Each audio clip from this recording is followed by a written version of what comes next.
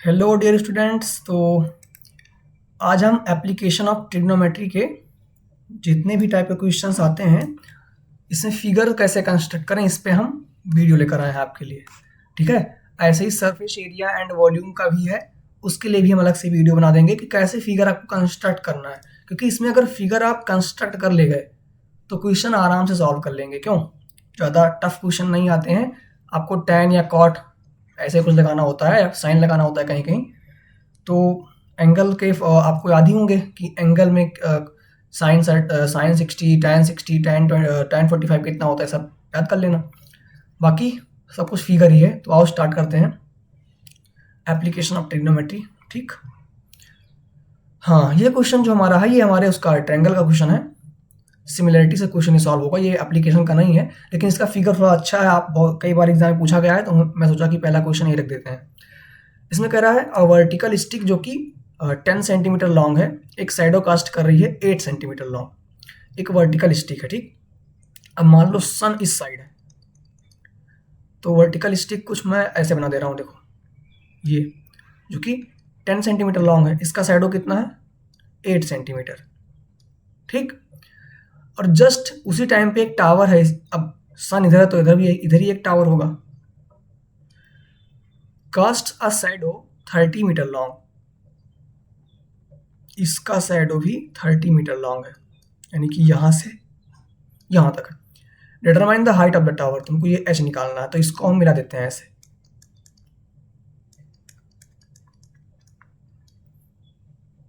ठीक, इसको मिला देंगे, इसका नामकरण कर दो ए बी सी और डी।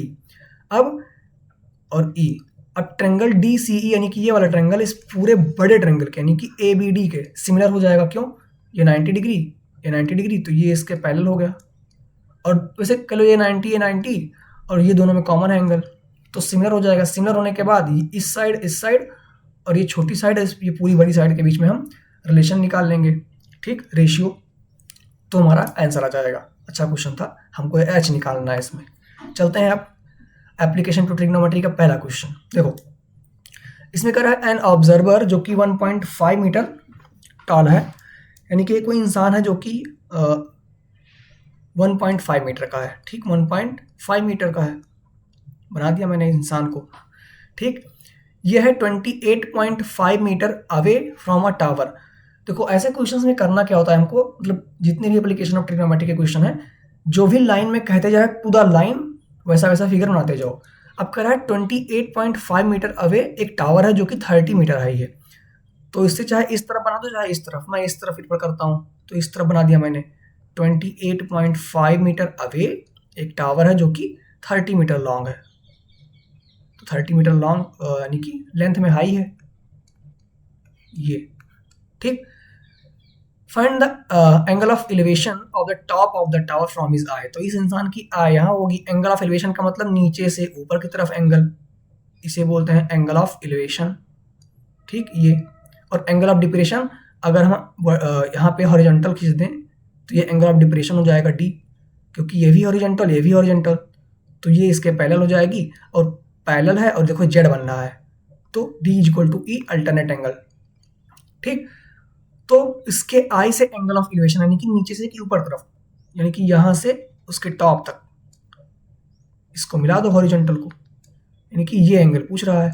अगर ये इतना 1.5 है, ये पूरा 30 है, यानी कि यहाँ भी ये 1.5 हो जाएगा ये वाली, क्योंकि ये लेंथ इसके बराबर होगी ना, ये भी हॉरिजॉन्टल ये भी हॉरिजॉन्टल, तो ये भी 28.5 हो जाएगा कि नहीं, यहाँ से यहाँ तक।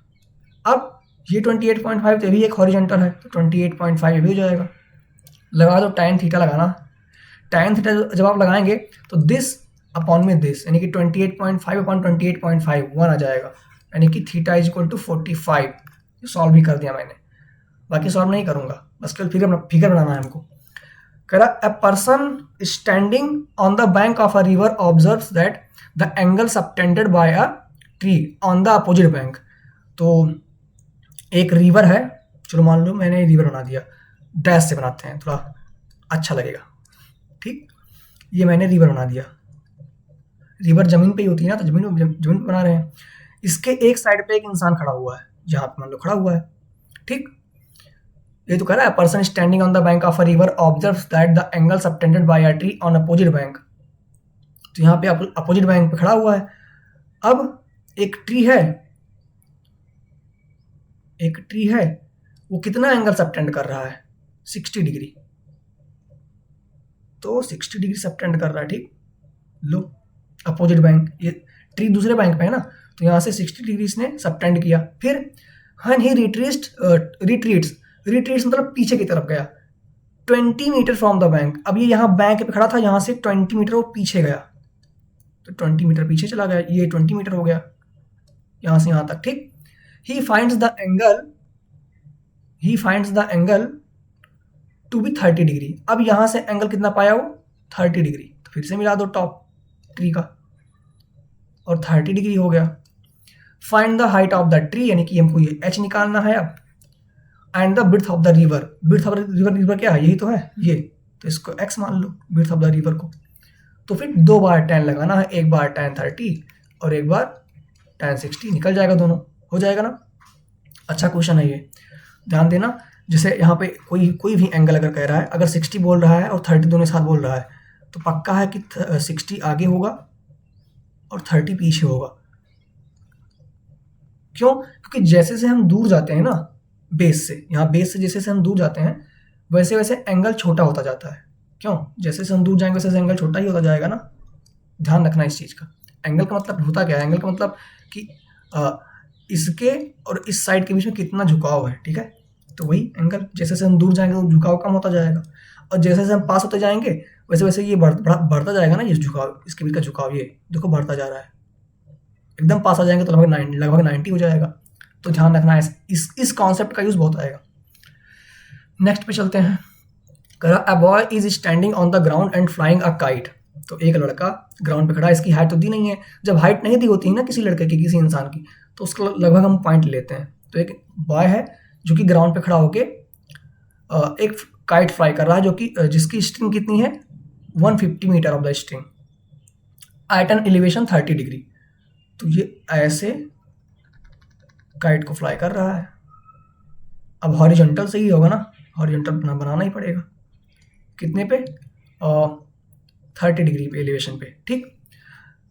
अनदर बॉय, अब काइट की कुछ ना कुछ अपनी हाइट होगी, तो उसको मैं ऐसे डिस्क्राइब कर दे रहा हूँ हाइट, ठीक। इतना ये हमको दिया है 150। स्ट्रिंग कैसे होगी ना, ये हमारी स्ट्रिंग होगी ना 150 मीटर।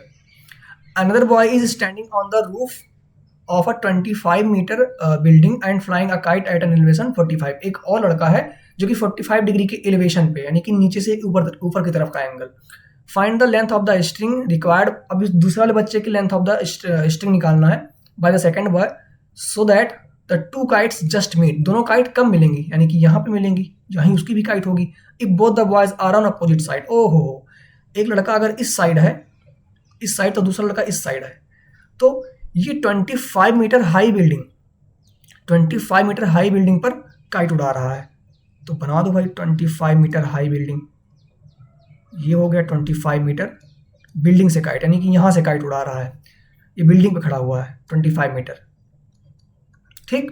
और जब यहाँ से उड़ाएगा तो यहाँ से इसका एंगल ऑफ एलिवेशन दिया हुआ है ये हमको यहाँ हॉरिजॉन्टल खींच के बना देंगे 45 डिग्री। अगर मैं इसको x मान लूँ और इसको y मान लूँ तो ये भी x हो जाएगा, ठीक। क्लियर है ना।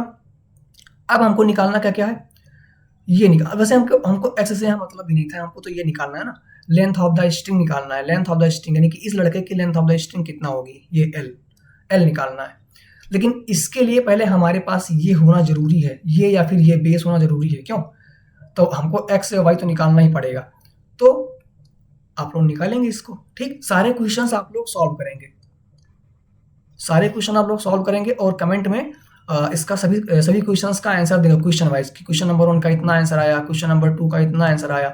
सॉल्व सारा का सारा करेंगे। जो क्वेश्चन आपसे नहीं होगा वो भी कमेंट करना कि हाँ ये क्वेश्चन नहीं हुआ है, तो वो क्वेश्चन मैं एज ए एक शॉर्ट वीडियो बना दूंगा मैं और अपलोड कर दूंगा, ठीक, सॉल्व करके मैं।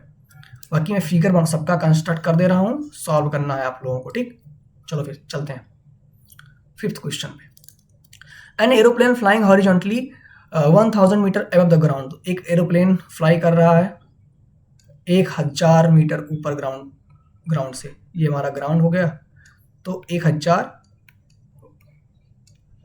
ठीक। He is observe eight an angle of elevation 60 degree from a point on the ground, तो एक ग्राउंड के एक पॉइंट से एंगल ऑफ एलिवेशन इसका कितना ऑब्जर्व किया गया, 60 डिग्री, ठीक। आफ्टर फ्लाइट ऑफ 10 सेकेंड, अब ये इस तरफ फ्लाइट कर रहा है ना, हॉरिजॉन्टली इस तरफ फ्लाइट कर रहा है, 10 सेकेंड के बाद में, after 10 second, the angle of elevation at the point of observation to be 30। अब कुछ 10 सेकेंड के बाद में यहां पहुंच गया मान लो, ठीक।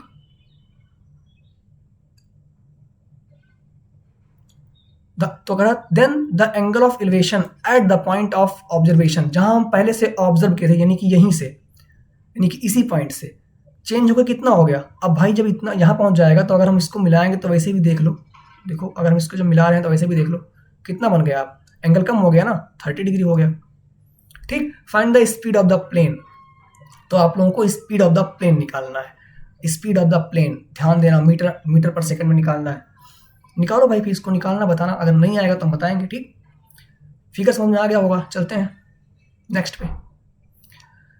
नेक्स्ट क्वेश्चन कर रहा है an aeroplane when flying at a height of 4000 metre from the ground passes vertically above another, यानी कि दो प्लेन्स हैं यहाँ पे। तो एक एरोप्लेन है जो कि ग्राउंड से 4000 मीटर पे फ्लाई कर रहा है, ठीक, ठीक है।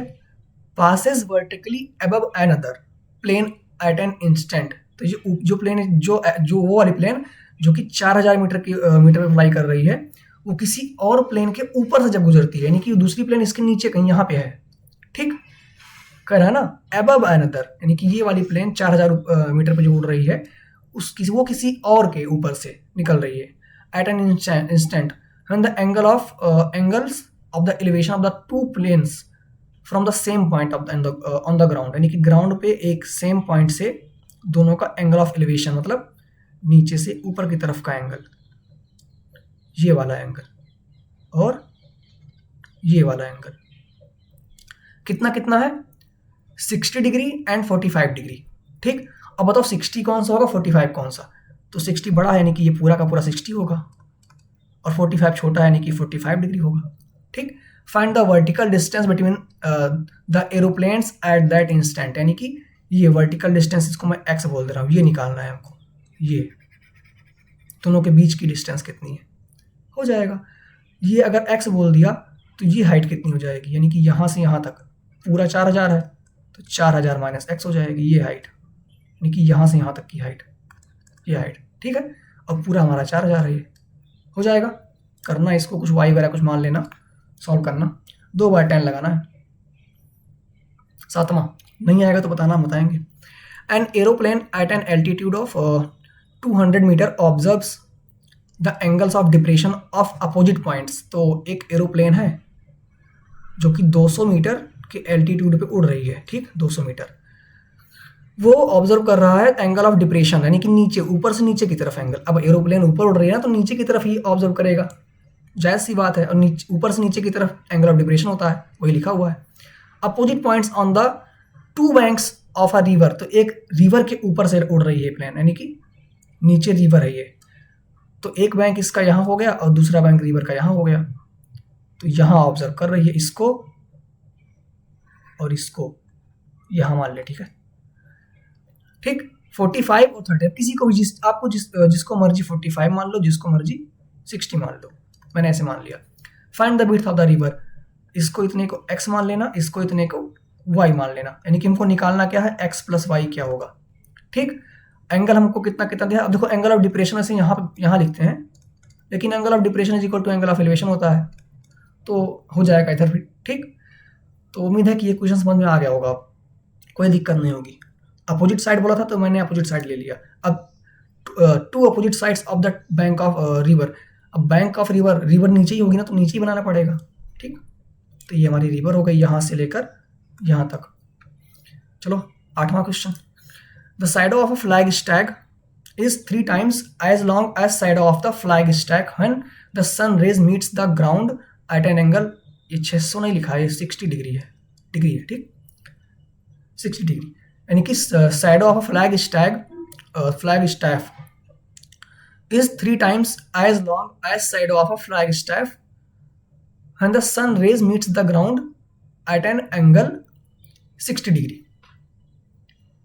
ठीक है, find the angle between the sun rays and the ground at the time of longer shadow। ये देखो,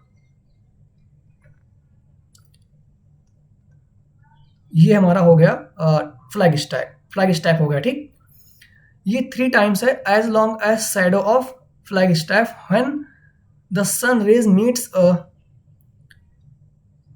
the ground at an angle 60 degree. अब इसका शैडो जनरली मान लो ये है इसका शैडो, ठीक, ये हमारा फ्लैग स्टैफ है, मान लो h हाइट का है।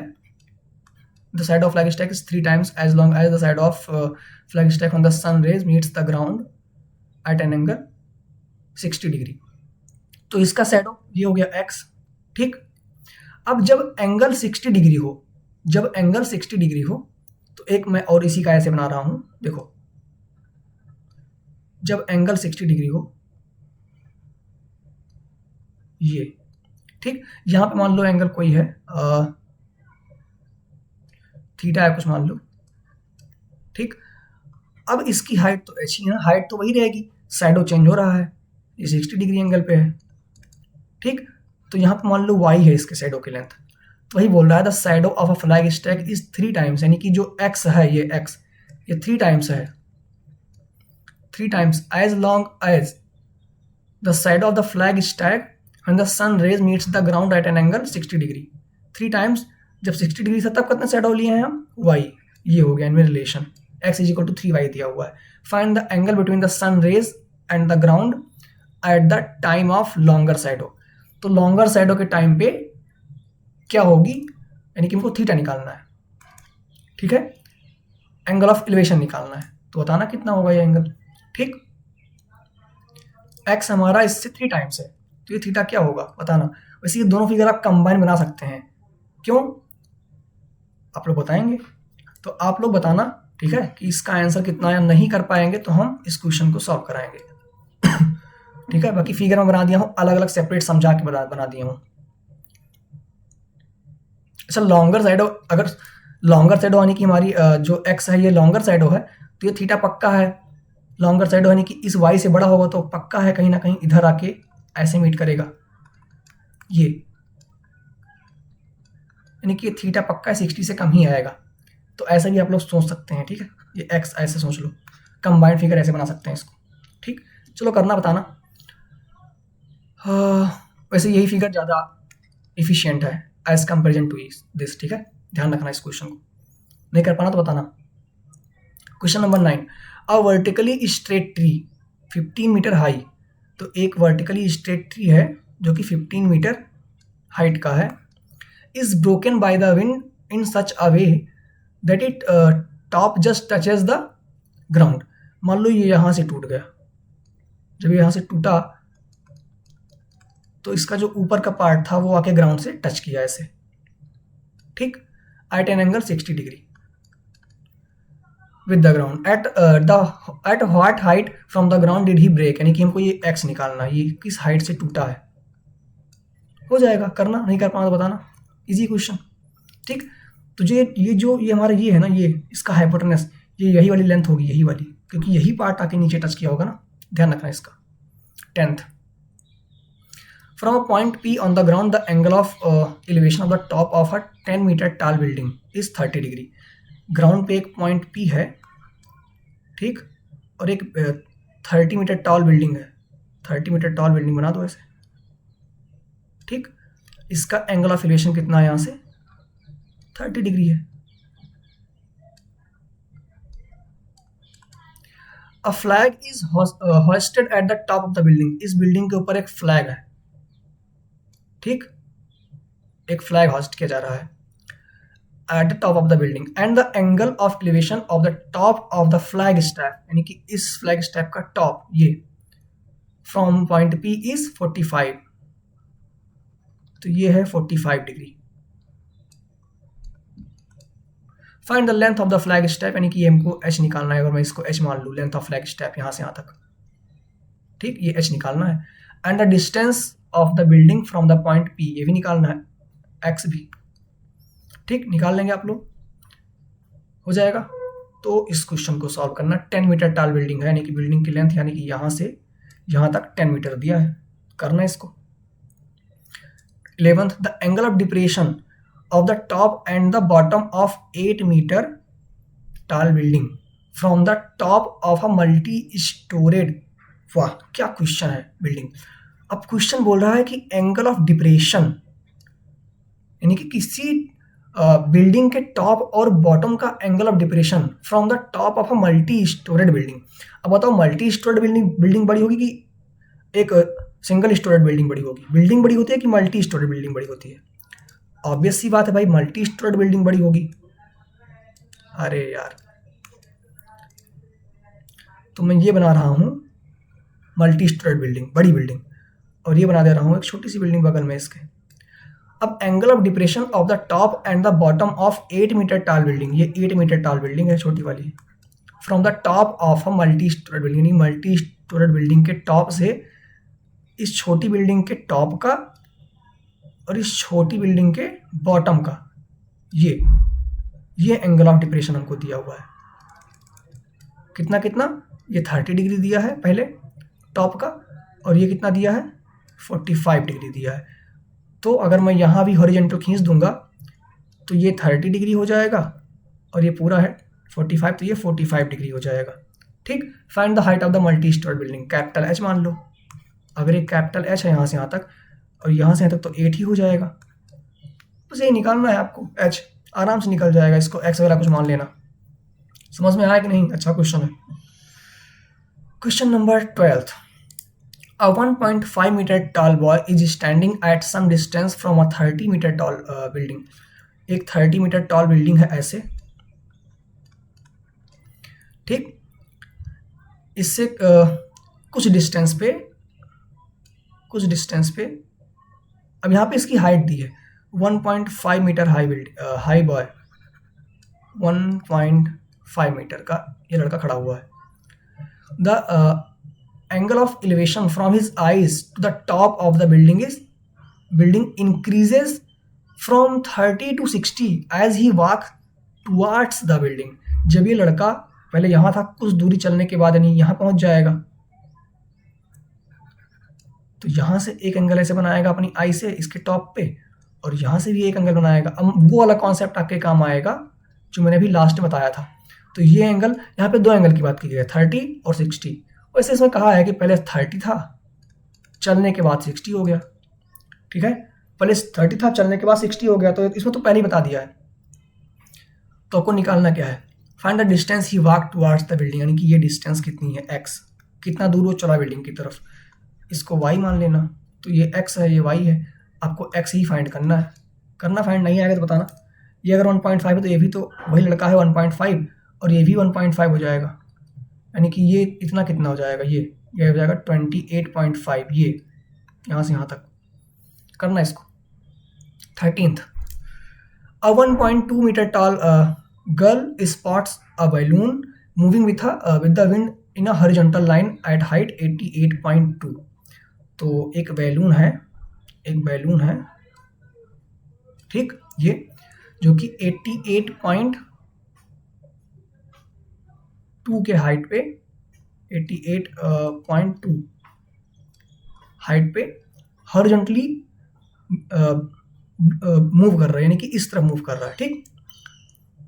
एक 1.2 मीटर टाल गर्ल है जो कि इस बैलून को स्पॉट करे, देख रही है। The angle of elevation of the balloon from the eyes of the girl at any instant is 60 degree. मान लो यहाँ खड़ी थी वो, तो जब यहाँ से वो इसको देख रही थी तो 60 डिग्री था यहाँ पे एंगल ऑफ एलिवेशन इसका, उसके आई से। वैसे अगर यहाँ खड़ी होगी वो, देखो उसकी हाइट भी तो दी है थोड़ा, 1.2, ठीक है ना। तो यहाँ से वो अपने आई से ऑब्जर्व करेगी इसको, तो ऐसे बनेगा फिगर। ऐसा फिगर भी पीछे बना के आए हम लोग, ठीक है। ये कितना है 60 डिग्री, ये 1.2 मीटर है, तो ये भी 1.2 मीटर हो जाएगा। ये x मान लेंगे तो ये भी x हो जाएगा। फिर क्या कह रहा है, आफ्टर सम टाइम, कुछ देर बाद क्या होता है, the angle of elevation reduces to 30 degree. अब कुछ देर बाद ये वैल्यू यहाँ पहुंच गया होगा, ठीक। ये एनसीईआरटी का क्वेश्चन है शायद, क्यों ये वैल्यू यहाँ पहुंच गया, लेकिन इसकी हाइट तो अभी उतनी ही है ना, हाइट तो नहीं कह रहा है चेंज होने को। ये 1.2 और ये टोटल 88.2। तो एंगल ऑफ एलिवेशन अब कितना हो जा रहा है, 30 हो जा रहा है इसका, यानी कि यहाँ से यहाँ तक का ये 30 हो गया, कम हो जाएगा। Find the distance travelled by the balloon during this interval, यानी कि हमको ये y निकालना है। पहले यहाँ था बैलून, अब यहाँ पहुँच गया, तो कितना डिस्टेंस ट्रेवल किया, y निकालना है, तो ये भी y हो जाएगा। और ये हाइट, ये वाली हाइट कितनी हो जाएगी, 88.2 में से हम 1.2 सब्ट्रैक्ट कर देंगे तो कितना आ जाएगा, 87 आ जाएगा, यानी कि ये आ जाएगा 87। ध्यान रखना इसका, सॉल्व करना नहीं आएगा तो बताना, मैं शॉर्ट वीडियो बना दूंगा जो भी क्वेश्चन नहीं आएगा। अब आ जाओ 14th पे, a straight highway leads to the foot of a tower. तो एक टावर है और एक स्ट्रेट हाईवे है, हाईवे नीचे ही होता है ना, जो कि उसके फुट तक जाता है। A man standing at the top of the tower, tower पे खड़ा है एक इंसान, इसकी कोई हाइट नहीं दी है तो हाइट नहीं लिखेंगे।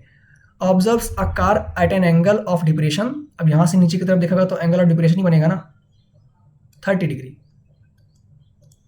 ठीक। Which is approaching the foot of the tower, यानी कि ये कार इस तरफ चल रही है, टावर के फुट की तरफ, विथ अ यूनिफॉर्म स्पीड, एक यूनिफॉर्म स्पीड किसी मान लो v से चल रही है। 6 सेकंड लेटर, 6 सेकंड के बाद क्या हो रहा है, the angle of depression of the car, यानी कि यहाँ पहुंच जा रही है, 6 सेकंड के बाद कुछ ना कुछ उसकी तरफ पहुंच जाएगी ना, टू बी 60, यानी कि एंगल ऑफ डिप्रेशन कितना हो जा रहा है 60 डिग्री। कितनी देर बाद, आफ्टर 6 सेकंड, आफ्टर 6 सेकंड, यानी कि यहाँ से यहाँ तक की डिस्टेंस ट्रेवल करने में उसको 6 सेकंड लगा। मान लो ये डिस्टेंस x है। अब find the time taken by the car to reach the foot of the tower from this point. अब इस पॉइंट से यहाँ तक पहुँचने में कितना समय लगा। अब यहाँ ये तो 6 सेकंड लगा, ये भी कैलकुलेट कर लो, मान लो t टाइम लगेगा, मान लो y डिस्टेंस है ये, और हाइट हमको दिया कि नहीं, हाइट नहीं दिया, हाइट को h मान लो। इसको सॉल्व करना, नहीं आएगा तो बताना, हम बताएंगे। हिंट ये है कि स्पीड और टाइम को मतलब चेंज करने की कोशिश करना डिस्टेंस के फॉर्मूले में, यानी कि डिस्टेंस के टर्म्स में लिखने की कोशिश करना, यानी कि डिस्टेंस को लेना, x और y को लेना, जब tan लगाना तब। यही हिंट है इसके लिए, ठीक। 2 बार tan लगाना है, सॉल्व करो, नहीं आएगा तो बताना। 15th क्वेश्चन, करा a tree breaks due to storm and broken part bends so that the top of the tree touches the ground making an angle 30 degree. तो एक ट्री है, ठीक, विंड की वजह से ये ब्रोक हो गया, due to storm broken part bends, मान लो यहाँ से ब्रेक हुआ, तो ये वाला जो पार्ट है ये बेंड हो रहा है जमीन पे, ठीक। कितने डिग्री पे, 30 डिग्री पे, ठीक है। The distance between the foot of the tree to the point where the top touches the ground is 8 दिया हुआ है, ये हमको 8 दिया हुआ है। Find the height of the tree. अब हाइट ऑफ द ट्री क्या होगा, जब हम यहाँ tan लगाएंगे तो हमको पहले ये वाली हाइट मिलेगी, यानी कि स्मॉल h, ये हाइट मिलेगी। लेकिन हाइट ऑफ द ट्री तो ये पूरा का पूरा है, कैपिटल H क्या है, ये पूरा हाइट है ना, तो हमको ये h भी निकालना पड़ेगा और ये x भी निकालना पड़ेगा, क्योंकि जो ये वाला पार्ट है ना, ये वाला पार्ट यही टूट के तो नीचे आया है, लग गया है ये, यानी कि x जो है, मान लो इसको हम अगर y बोलते हैं इस पार्ट को, जो ऊपर वाला पार्ट है, तो ये y is equal to x है ना, क्योंकि यही पार्ट टूट के नीचे लग गया होगा, ठीक। तो टोटल हाइट यानी कि h क्या हो जाएगा हमारा, हम x y निकाल लेंगे, x y तो इक्वल ही है, x प्लस h हो जाएगा, स्मॉल h, ये हो जाएगा हमारा, ठीक। तो ऐसे सॉल्व करना है इसको, नहीं आएगा तो बताना, बताएंगे। ये हमारा शायद लाइन, ये क्वेश्चन और है। 16th question, the angle of elevation of a jet plane from a point A on the ground is 60 degree. तो कोई जेट प्लेन है, ठीक, मान लो यहाँ पे प्लेन है, तो ग्राउंड के किसी पॉइंट से इसका एंगल ऑफ एलिवेशन कितना है, 60 डिग्री। 60 डिग्री बना दो, लो।